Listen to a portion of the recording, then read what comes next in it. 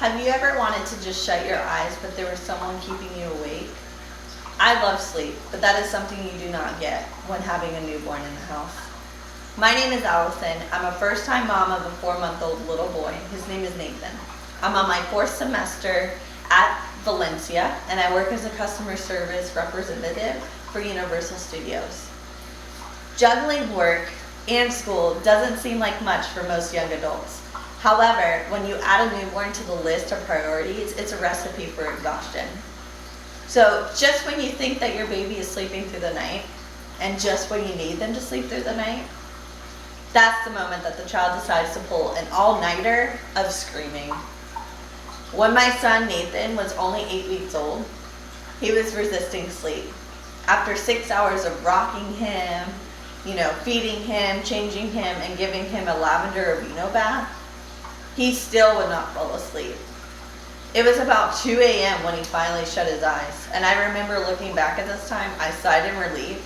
I crawled into bed, I pulled the covers up over my head, and I closed my eyes.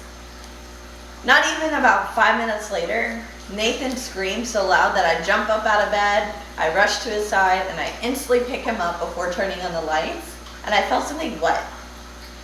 And so when I turned on the lights, I soon realized that it's actually not pee, it's mustard yellow poop all over the back of his white onesie. And because I was sleep deprived, I guess I didn't realize that his diaper was on too loose and the poop just wasn't contained, so it just went everywhere. So after quickly, taking off the baby's clothes and filling up a bathtub so I can get him clean, he immediately pooped while I was rinsing him in the bathtub.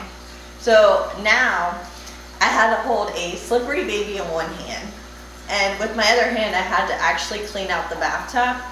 And so just talk about a dilemma. It was very hard to believe that 20 minutes prior I thought I had finally achieved sleep, but boy, I was wrong.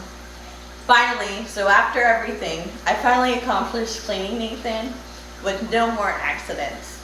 I finally got him back to sleep. And so after I put him back to sleep, I was finally able to squeeze in about 4 hours of sleep before beginning my day. So just looking back at this experience, I now wait at least 10 minutes before, after Nathan has pooped. I wait 10 minutes after before giving him a bath. By using this method, there really hasn't been any accidents recently, thank goodness. But yeah, I've become more organized. Like when the approach for bedtime comes around and changing Nathan's diapers, I've also learned to avoid the dreaded mustard poop of the back syndrome. So that's pretty good as well. Though now I have more responsibilities, I wouldn't change a thing about being a mom.